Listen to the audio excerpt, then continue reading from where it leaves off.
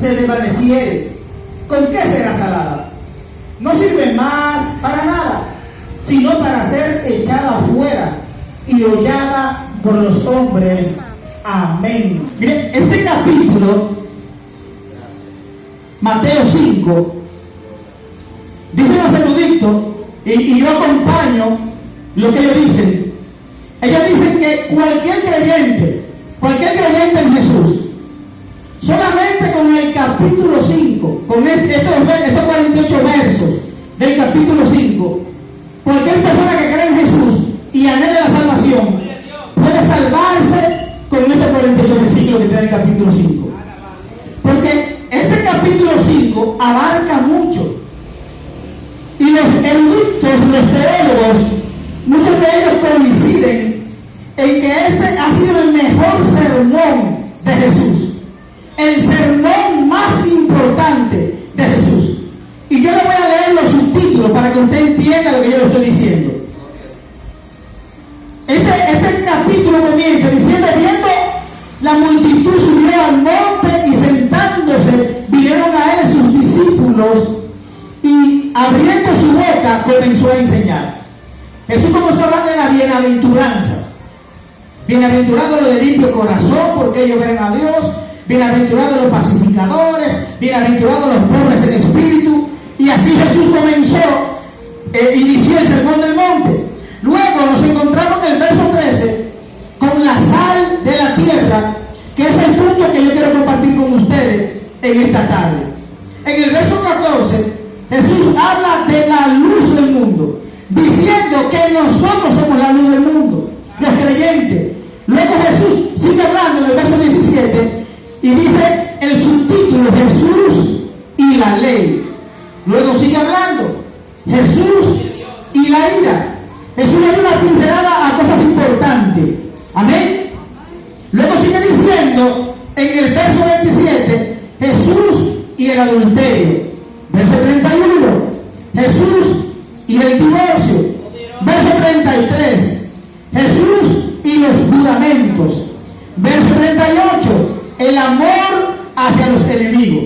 En total 48 versículos llenos de poder, que cualquier creyente con esta enseñanza, con este conocimiento, puede alcanzar las moradas celestiales. Para nosotros ser salvos, no tenemos que tener un gran conocimiento teológico. Es bueno conocer la palabra de Dios. Mientras más conocemos la palabra de Dios, mejor podemos conducirnos en esta tierra. Mientras más conocimiento de la palabra de Dios, con más luz podemos caminar en esta tierra. La Biblia dice que la palabra de Dios son unas lámparas que nos guían, son una lámpara que ilumina nuestros caminos. Entonces podemos decir que si usted tiene poco conocimiento, es como que usted encienda un fósforo en un lugar lleno de tinieblas, en un lugar de oscuridad. Pero si usted prende una vela en un lugar de tinieblas, en un lugar de oscuridad, entonces la luz que usted comienza a poseer es mayor. Usted podrá ampliar su visión, porque ahora tiene una vela y la vela alumbra más. Pero si usted enciende un bombillo, enseñarte que ahora usted tiene más luz, llámese más conocimiento, esto va a implicar que ahora usted podrá movilizarse con más facilidad y con menos riesgo de tropezar o de caer. Entonces, mientras más conocimiento nosotros tengamos de la palabra de Dios, con más facilidad vamos a poder alcanzar el reino de los cielos, porque el conocimiento que vayamos obteniendo de Jesús, de la palabra de Dios, nos van a permitir tener mucha amplitud en cuanto a lo que es el reino de Dios en esta tierra. Ahora bien, si nosotros no tenemos tal conocimiento, un conocimiento amplio, no quiere decir que nosotros vayamos a perdernos, porque la Biblia enseña que por torpe que seamos, no nos vamos a extraviar. En otras palabras, nosotros podemos ser unas personas que quizás elevó la palabra de Dios, ahora nos memorizamos un versículo bíblico, pero al rato se nos olvida el versículo bíblico. Eso no es relevante para la salvación. Es bueno tener el conocimiento, pero si usted no puede no tiene la capacidad de usted tener 50 versículos bíblicos en su cabeza, si usted no tiene la capacidad de predicar un mensaje, un sermón, si usted no tiene la capacidad de enseñar, eso no es un obstáculo para usted salvarse. Ahora, Dios lo que quiere es que lo poco que nosotros podamos aprender de su palabra, de su reino, que lo pongamos en práctica. Eso es lo que Dios espera de nosotros. Que si nosotros escuchamos que Dios quiere que nosotros amemos a nuestro prójimo como a nosotros mismos, Dios lo que espera es que cuando su prójimo le falle, que usted pueda amarlo. Que cuando usted vea una debilidad en el prójimo, que usted pueda ponerse en su lugar. Eso es lo que Dios espera y eso es lo que nos va a salvar. Eso es lo que nos va a dar salvación. Ahora bien, nosotros leímos el versículo 13, que dice que nosotros somos la sal de la tierra. Cuando Jesús dice, vosotros sois la sal de la tierra, Él está diciendo, ustedes son la sal de la tierra. Ustedes son la sal de la tierra. Ahora, todos conocemos lo que es la sal. Todos conocemos las propiedades de la sal. Todos sabemos para qué se utiliza la sal. Aún personas como yo que no saben cocinar. Aún personas como yo que no tenemos conocimiento de cocina, sabemos la utilidad de la sal. Sin sal, usted puede cocinar cualquier comida y no le va a saber bien. Y hay gente que la verdad no utilizan la sal directamente, pero utilizan condimentos, utilizan sazones. Y sabemos que aún los sazones, los condimentos que venden, diversas compañías tienen la sal incluida. Por eso gente, o cualquiera que me escuche puede decir, no, yo cocino sin sal. Tú no cocinarás con la sal directamente, pero el condimento que tú usas tiene sal, conlleva sal. Así que la sal, cuando hablamos de sal, en cuanto a lo que es comida, sabemos que es imprescindible. Ahora, Jesús dijo, ustedes son la sal de la tierra. Hay muchos tipos de sal. La sal más común es la sal refinada. Esa es la sal más común. Ahora, lo que nosotros conocemos como sal es un componente químico, es un compuesto químico que se compone de cloro y de sodio y que se caracteriza por su sabor. Esos son los componentes. ¿De dónde se extrae la sal? Hay tres fuentes de donde se extrae la sal. La sal se extrae a través de la evaporación de agua de mar. Así se extrae la sal. Es una de las formas de extraer la sal. La sal también se extrae a través de formaciones rocosas dentro de la tierra. O sea que también hay minas de sal. No solamente del mar se extrae la sal. Y a través de creación de salmueras. Ya eso es en el mar. Ya ahí lleva ese procedimiento. Amén. Ahora, cuando Jesús dice que nosotros somos la sal de la tierra, Él lo que hace es que toma un paralelismo con lo que es la sal, porque Jesús siempre predicaba utilizando cosas que nosotros conocíamos, que las personas que estaban en el lugar podían conocer. Siempre que digo esto, pongo como por ejemplo la parábola del sembrador. Jesús, cuando habla de la parábola del sembrador, Él estaba hablando delante de gente que sabía lo que le estaba hablando. Estaba hablando delante de gente que cultivaban. Por eso cuando Jesús llamó a Pedro, no lo llamó hablándole de la palabra del sembrador. A Pedro quizás podía oír esta palabra y Pedro no iba a ser impactado. Ahora, por eso para Jesús llamar a Pedro, Jesús se metió en el terreno de Pedro. Jesús fue al mar y vio a Pedro lavando las redes, frustrado, después de una noche entera tratando de pescar sin fruto porque nada pescó. Y le dice a Pedro, yo quiero que tú me prestes tu barca. Pedro le presta la barca. Jesús le dice que vaya más adentro para que lancen las redes. Pero entonces, ¿qué pasa con esto? Que Pedro primero se le opone y le dice, mira, nosotros hemos pasado la noche entera pescando. Y nosotros sabemos de esto. No hay forma de que tú logres lo que nosotros no logramos. Pero le dice algo, pero en tu nombre vamos a echar la red. Fueron a las profundidades, Jesús le dijo dónde la iban a tirar, y cuando la arrojaron las redes, fue tan grande la pesca la pesca milagrosa. Y Pedro, juntamente con sus compañeros, fueron impactados, porque después de ellos pasar la noche entera pescando y no haber logrado nada, ahora ven que alguien que no sabe de pesca, que su profesión es la carpintería. ¿Cómo viene un carpintero a hablarme de pesca? Un hombre que ni siquiera sabe desenredar los traballos, las redes. Este hombre no sabe de eso. Este hombre es un carpintero que ahora está predicando. Pero no, cuando esto aconteció, fueron impactados, no solamente Pedro y sus compañeros, sino la multitud que estaba a la orilla escuchando el sermón. Cuando ellos vieron que Jesús regresó en la barca, con la barca full de peces, se quedaron maravillosos. Y esto fue lo que provocó que Pedro creyera, porque Jesús trata con nosotros dependiendo cuál es nuestro pensamiento, dependiendo cuál sea nuestra capacidad. Así que no te turbes si en medio de tu frustración el Señor, el Nazareno, te visita, porque Él es experto entrando a territorio. Bendito es el nombre del Señor. Él es experto entrando a nuestro territorio. Él es experto haciendo esto, de manera que en el momento que nosotros menos pensemos, Dios se va a meter en nuestro territorio. Jesús se va a meter en nuestro territorio, y en medio de nuestras frustraciones Él nos va a impactar y seremos convencidos por Él. Ahora Jesús le habla de la sal y le dice: ustedes son la sal de la tierra, pero si la sal se desvaneciere, ¿con qué será salada? Ahora, la sal se utiliza para muchas cosas, y uno de los usos más antiguos que tiene la sal es la cura, es el preservar.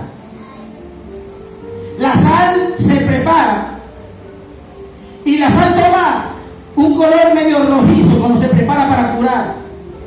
Y los antiguos, aún en el tiempo de Jesús, utilizaban la sal para preservar. De modo que cuando Jesús dice: ustedes son la sal de la tierra, Jesús lo que está diciendo: ustedes son los que preservan la tierra. Ustedes son llamados para preservar la tierra. La tierra existe por nosotros los creyentes.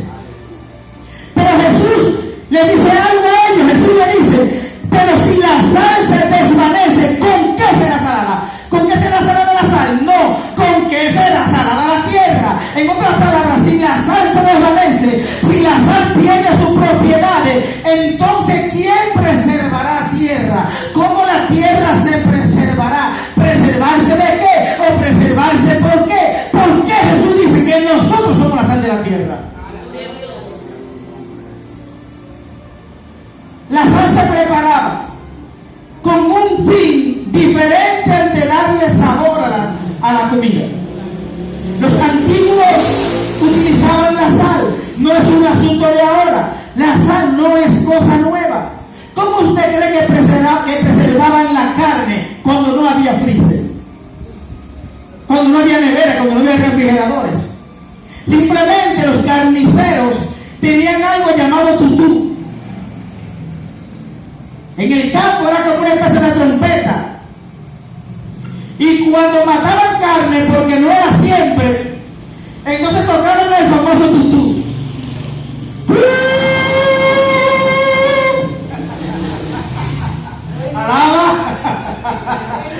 Alaba ahora. Y cuando sonaba el tutú, las casas que estaban por allá metidas entre la montaña decían: hoy hay carne. Era así. ¿Qué ustedes creen? ¿Que yo le hice la tarea? Yo hice mi tarea para predicar. Y la gente de los campos que estaban lejos del carnicero oían el tutú y salían, decían: hoy hay carne. Y le decían al muchacho: ven, fulano, vete en el caballo, vete en el burro y compra 20 pesos de carne, 50 pesos de carne. Aprovechaban y compraban carne. Ahora, esa carne que quedaba no se perdía, no se podría. ¿Por qué? Porque el carnicero tomaba sal de cura y agarraba y sazonaba bien con esta sal, envolvía bien clavaba con cuchillo la carne para que la sal entrara a toda la superficie que él hacía con el cuchillo, a todos los orificios, y sazonaba bien esa carne, le envolvía. ¿Por qué razón él hacía esto? Porque de la única forma que esa carne que quedó se iba a conservar era si la sal lo envolvía por completo. Cuando Jesús dice que nosotros somos la sal de la tierra, está diciendo que la tierra no ha caído sobre los juicios de Dios y no se ha descompuesto por completo, porque nosotros estamos en ella. Ahora, ¿en qué forma se ha perdido, se ha corrompido, se ha descompuesto la tierra? Porque sabemos que una carne, la carne, las frutas, si usted toma un pedazo de carne, una libra de carne, no importa qué tipo de carne sea, y lo deja fuera del refrigerador sin sal de cura, ¿qué va a hacer? Que se va a pudrir. ¿No le ha pasado a usted a veces que usted va al colmadero? Carne que está refrigerada, y usted va al colmado, deme una libra de pollo, y el pollo se ve bien, pero cuando usted comienza a cocinarlo, usted dice la carne está dañada porque sale un mal olor. Decimos la carne está bajeada. Así decimos nosotros. La carne está bajeada. ¿Por qué? Porque al no estar curada, aunque estaba en el freezer, el tiempo que tiene en el freezer, aunque estaba congelada, hizo que se descompusiera la carne. Ahora, así mismo como se descompone una carne, así mismo este mundo, conforme a como el tiempo avanza, va entrando en descomposición. Este mundo está corrompido. Este mundo está podrido moralmente hablando. A tal punto que lo que antes era una vergüenza, ahora se exhibe con orgullo. Lo que antes se veía como de una depravación, ahora la gente lo hace, lo practica con orgullo. Se está cumpliendo la palabra de Dios. Esa que dice que a los buenos se le iba a llamar malo y que a los malos se le iba a llamar bueno. Dice, hay aquel que a lo dulce le llame salado y a lo salado llame dulce. Se está cumpliendo la palabra de Dios. Y lo inmoral está cogiendo fuerza. Pero la gente no se da cuenta que este mundo está entrando en descomposición desde ahora. No. Oiga, desde tiempo antes de Jesús venir a la tierra, este mundo había entrado en descomposición. ¿Desde cuándo, pastor? Desde que el pecado entró a la vida del hombre. Desde que el pecado entró al hombre, te bendiga. Desde que el pecado entró a la vida del hombre, el mundo entró en descomposición. Por eso fue que cuando el pecado entró al hombre, el primer hombre, arropó el primer hombre, llámese a Adán. ¿Qué pasó con esto? Que Adán arrastró esa maldición a su familia cuando la tuvo. Y por eso vemos que entonces uno de sus hijos mata a otro de sus hijos. Ahí comenzó la descomposición a manifestarse en la vida del hombre. Pero más adelante vemos que la humanidad sigue creciendo, sigue desarrollándose, pero no todo ese desarrollo iba a par a la voluntad de Dios, sino que iban unos descendientes de Seth que amaban a Dios y que públicamente glorificaban a Dios, pero estaban otros descendientes de Caín, Nimrod, el primer poderoso de la tierra, que se propuso hacer una edificación y que para alcanzar las alturas y llegar al cielo, la torre de Babel o la torre de la confusión, como le llaman muchos. ¿Por qué razón? Porque la maldad, el pecado entró al hombre y desde entonces el hombre comenzó a descomponerse. Ahora, el Espíritu Santo, que es la sal que preserva al hombre, visitaba a los hombres. Por eso fue que dice la Biblia, que Noé dio gracia. Y en un mundo lleno de corrupción, de putrefacción, en un mundo lleno de pecado, vemos que este hombre que halló gracia, Noé, fue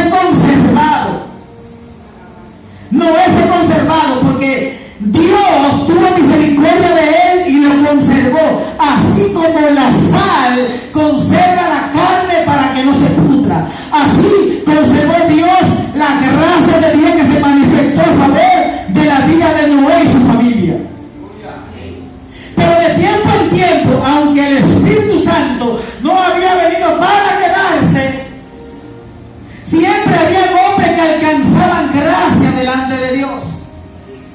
Por eso vemos que en el tiempo de Abraham la tierra estaba corrompida y Sodoma y Gomorra, quienes fueron puestas como evidencia, como para que sean